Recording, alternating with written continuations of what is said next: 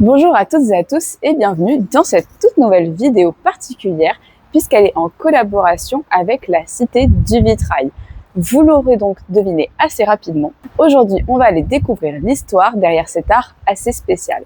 Avant de commencer, n'oubliez pas de vous abonner, de commenter et de partager afin de soutenir mon travail. Allez, venez, c'est parti! Construit au XVIIIe siècle à l'emplacement d'un ancien hôpital fondé au XIIe siècle par le comte Henri Ier de Champagne, l'hôtel Dieu-le-Comte est un modèle d'architecture classique.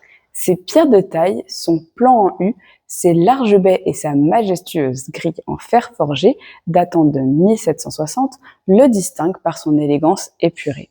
Conçu avec une approche hygiéniste, il privilégie les espaces aérés et la lumière naturelle pour le bien-être des malades. Créé donc en 1157 par Henri Ier, il est géré par des augustines accueillant les pauvres, les malades et les femmes en couche. Au XVIIIe siècle, il est reconstruit totalement en pierre afin d'être conforme aux normes sanitaires de l'époque.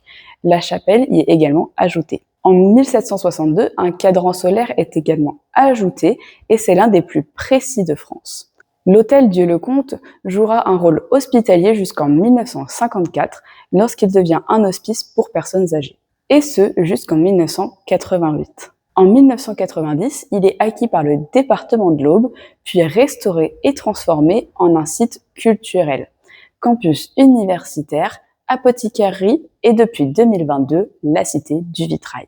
Au cœur de la ville, un jardin historique, fidèlement replanté selon ses allées d'origine du XIXe siècle, reste un poumon vert pour les visiteurs. Entre 2018 et 2021, l'aile ouest, la chapelle dans laquelle nous nous trouvons actuellement et l'apothicarie ont été restaurées avec un budget de près de 16 millions d'euros financé par le département. Encadré par l'architecte des monuments historiques Éric Palot et impliquant 14 entreprises habilitées, le parcours muséographique privilégie simplicité, modernité et immersion. Pour l'exposition des œuvres, la Cité du Vitrail a fait le choix de jouer entre lumière naturelle et la lumière artificielle afin de faire ressortir les vitraux.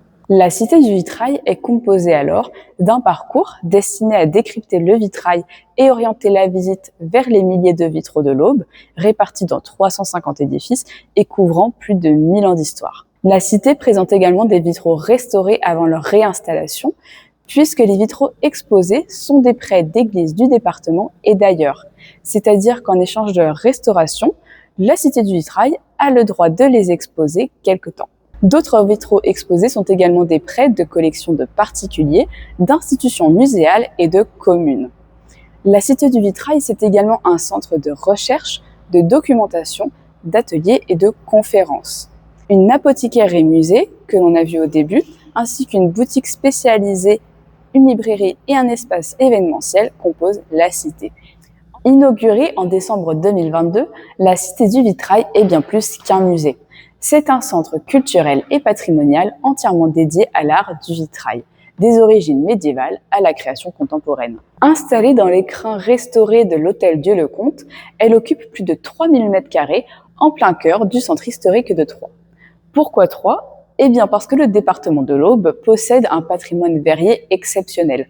Plus de 350 édifices civils et religieux, des vitraux du XIe au XXIe siècle, soit près de 9000 m² de verrières recensées, faisant de l'Aube un véritable musée à ciel ouvert. La Cité du Vitrail agit alors comme un guide, une porte d'entrée vers ce patrimoine in situ, répartis dans les villages, églises, châteaux et bâtiments publics du territoire.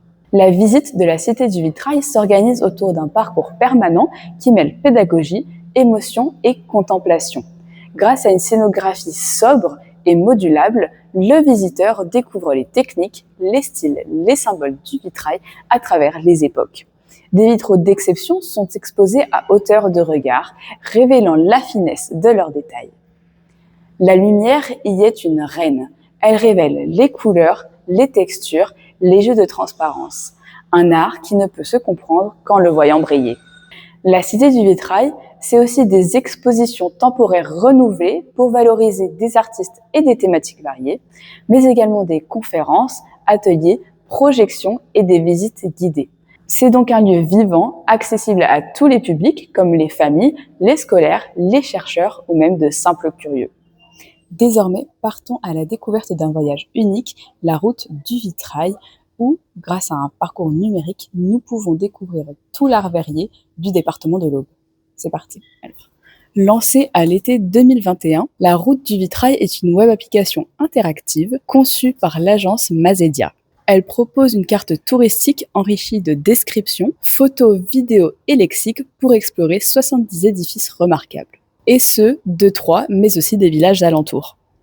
Gratuite et disponible en français et en anglais, l'application est disponible sur smartphone, sur tablette, mais aussi sur une borne tactile à la Cité du Vitrail. Partez à la découverte de plus de 350 édifices, tels des églises, comme l'église Saint-Pantalon qui se trouve juste derrière moi, mais aussi des chapelles ou des bâtiments civils. Découvrez donc des lieux où le vitrail révèle toute la richesse du patrimoine local du XIIe siècle à aujourd'hui. Mais alors, comment ça marche ? Déjà, avec la cartographie, explorez les circuits, repérez les édifices qui vous intéressent et localisez les offices de tourisme via la carte téléchargeable. Ensuite, un contenu multimédia vous est proposé pour chaque édifice, avec des textes explicatifs, des photos, des vidéos immersives et un glossaire détaillé. Enfin, il y a aussi la version en anglais et les options d'audiodescription avec contraste ou texte agrandi pour plus d'accessibilité. Loin d'être figée, la route du Vitrail s'enrichit régulièrement de nouveaux lieux, comme l'église Saint-Phal à Aviré-Linger, ou bien même Saint-Rémy à Ceffonds en Haute-Marne. Et voici 3 raisons de l'utiliser. D'abord, préparez votre itinéraire grâce à la carte. Ainsi, vous pourrez repérer les lieux qui vous inspirent. Ensuite, pendant votre visite, vous pourrez scanner un QR code et ainsi en découvrir plus sur l'édifice en question. Et puis après, revivez l'expérience grâce aux photos et aux glossaires, ainsi qu'aux vidéos. Le tout est donc accessible à tous, sans frais et sans support à part le téléphone.